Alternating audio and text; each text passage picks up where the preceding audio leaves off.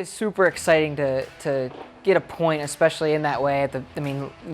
We went back and I watched it, and it was literally probably one of the last kicks of the game.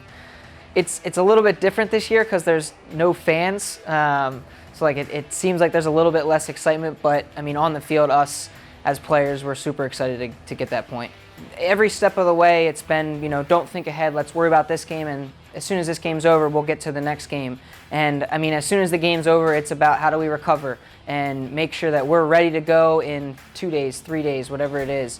So it's really been a lot of focus on making sure we're recovering, getting our rest, getting our legs back under us so that we're ready to go for the next game. It's somewhat of a rivalry game, North Carolina, South Carolina. So there's been some build-up over the years, and it's gotten to a point where it's a game we play every year and we're looking forward to.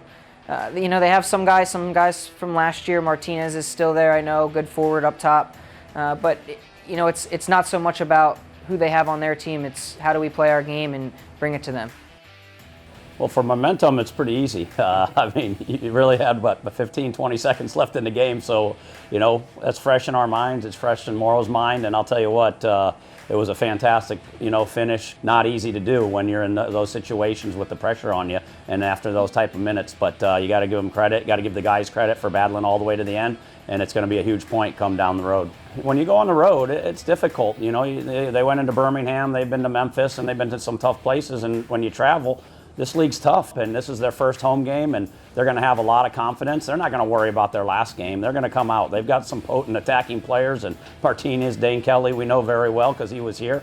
And they have a lot of experience around the pit for their team. So we've got to be prepared, and we've got to make sure we're ready to go, and we got to make sure that we get guys out there that can take the game to Charlotte, because that's going to be the key.